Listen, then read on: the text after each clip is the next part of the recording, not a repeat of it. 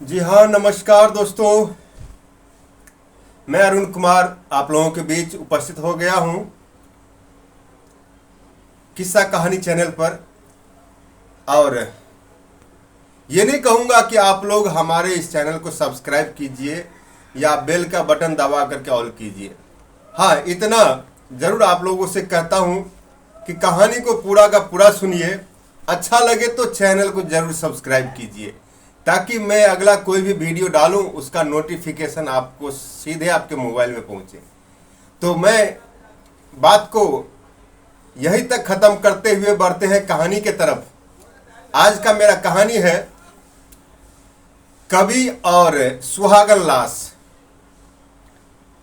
कवि और सुहागन लाश आज का मेरा कविता है। ज़रूर सुनिएगा और सुन करके अच्छा लगे तो लाइक शेयर कमेंट जरूर कीजिएगा। एक बार की बात है, एक कवि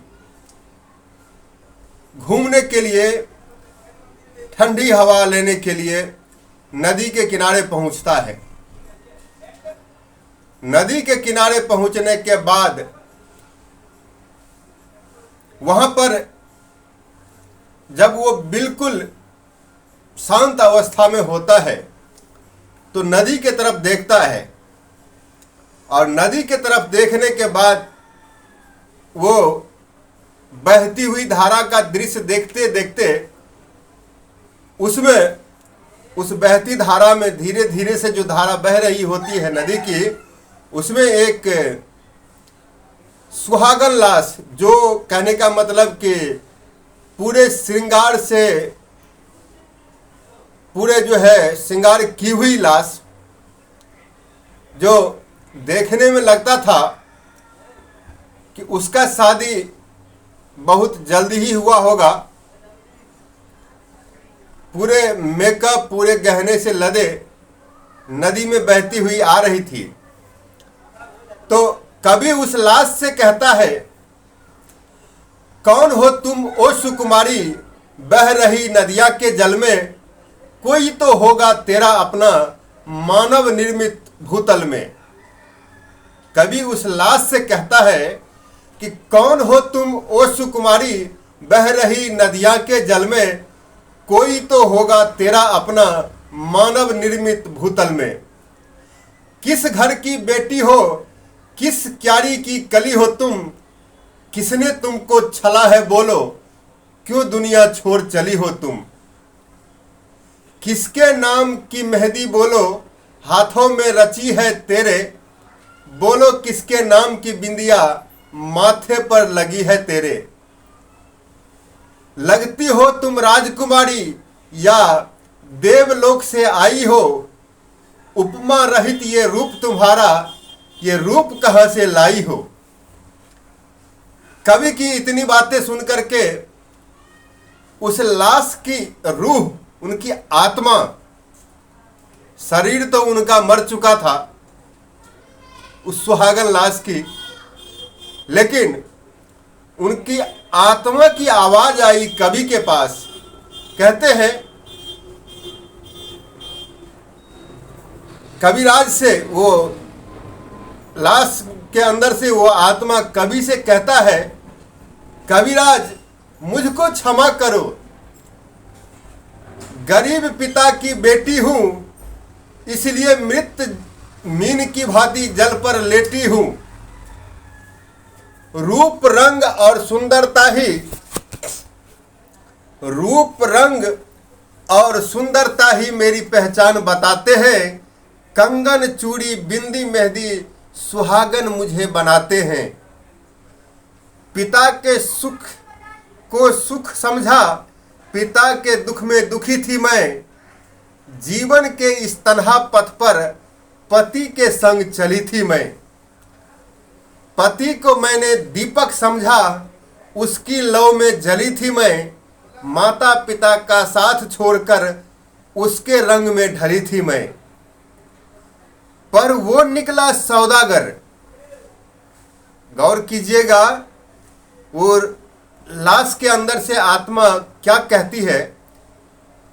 पर वो निकला सौदागर, लगा दिया मेरा भी मोल, दौलत और दहेज की खातिर पिला दिया जल में विष घोल। दुनिया रूपी इस उपवन में छोटी सी कली थी मैं, जिसको माली समझा उसी के द्वार चली थी मैं। ईश्वर से अब न्याय मांगने सब सैया पर पड़ी हूँ मैं। दहेज की लोभी इस संसार में, दहेज की भेंट चढ़ी हूँ मैं, दहेज की भेंट चढ़ी हूँ मैं। तो आप लोग ये कविता को पूरा का पूरा सुनिएगा और सोचिएगा कि लड़की किसी न किसी के घर की बेटी होती है, उसको पालन पोषण करने में आधा जिंदगी इंसान का बीत जाता है, और बची जो उस लड़की की आधी जिंदगी होती है, जो हंसी खुशी खुशहाल जिंदगी बीते, इसके लिए उसको लाइफ पार्टनर की जरूरत के हिसाब से उसका शादी करा दिया जाता है। लेकिन ये संसार दहेज के इतने लालची है कि क्षणिक से सामान के चक्कर में एक इंसान की जान ले लेती है। आशा करता हूं आप लोगों से कि संभव इस दुनिया में सब चीज है। अगर आपके घर में बेटे का जन्म हुआ हो तो बेटे के शादी के वक्त किसी भी लड़की वाले से आपके मर्जी के मुताबिक वो दान दहेज दे दे, ऐसा अपेक्षा मत कीजिएगा। क्योंकि एक बेटी को उसके पिता उसका घर बसाने के लिए पता नहीं क्या क्या जो है बेच जाता है। जरूरत पड़ने पर वो अपने आप को संपत्ति बेचने के बाद भी अपने आप को गिरवी कर लेता है, और फिर भी दहेज और लेने के चक्कर में एक तो ऑलरेडी लड़की के पिता बिका ही होता है, उसके बावजूद भी दहेज के लोभी इस संसार में दहेज के चक्कर में लड़की की जान ले लेती है। आशा करता हूं कि हमारे इस किस्सा कहानी चैनल के जरिए जो मैं आप लोगों के बीच में अपना अनुभव लेकर के आता हूं, उस अनुभव को समझिएगा और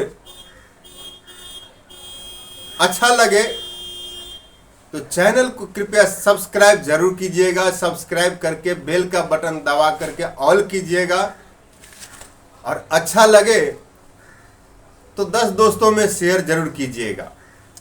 मिलता हूं मैं एक और कहानी, एक और वीडियो, एक और कविता के साथ अगले वीडियो में। तब तक के लिए जय हिंद।